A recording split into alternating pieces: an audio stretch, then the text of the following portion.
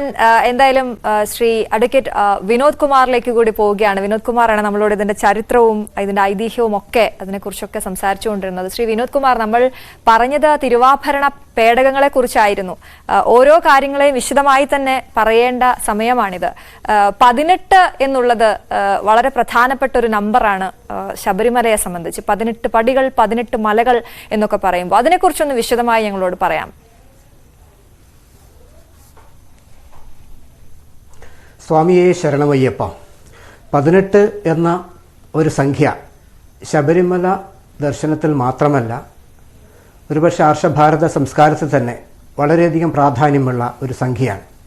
ഇപ്പോൾ നമ്മൾ ശബരിമലയുമായി ബന്ധപ്പെടുത്തി പറയുമ്പോൾ നമുക്കറിയാം 18-ാം പടി. 18-ാം പടി പരമപവിത്രമാണ്, പരിശുദ്ധമാണ് എന്ന് നമുക്കറിയാം. അവിടെ നമ്മുടെ ശബരിമലയിൽ 3 ശ്രീചക്രങ്ങൾ ഉണ്ടായിരുന്നു എന്ന് ചരിത്രത്തിൽ കാണും. അത് ഒരു ശ്രീചക്രം 18-ാം പടിയിലും, രണ്ടാമത്തേത് ശ്രീകോവിലിനടിയിലും, മൂന്നാമത്തേത് മണിമണ്ഡപത്തിനടിയിലും പ്രതിഷ്ഠിച്ചിരിക്കുന്നു എന്നാണ് സങ്കല്പം.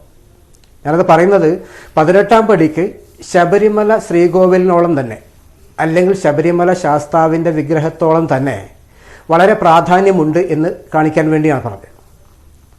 അപ്പോൾ 18-ാം പടിയുള്ള തത്വസോപാനം എന്ന് പറയാറുണ്ട്.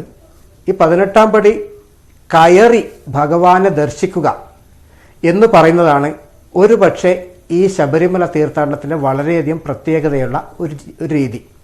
കാരണം 18-ാം പടി ചവിട്ടാതെയും ശ്രീകോവിലിന് മുമ്പിൽ എത്താം.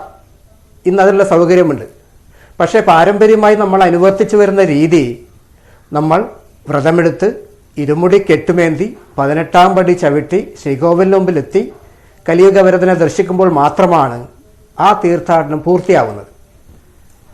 ഈ 18 എന്നതിൻ്റെ പ്രാധാന്യം നമുക്കറിയാം. മഹാഭാരത യുദ്ധം 18 ദിവസമായിരുന്നു. 18 അധ്യായങ്ങൾ ഗീതയിലുണ്ട്. അങ്ങനെ 18-ന് വളരെയധികം പ്രാധാന്യമുള്ള ഒരു സംഖ്യമാണ് 18.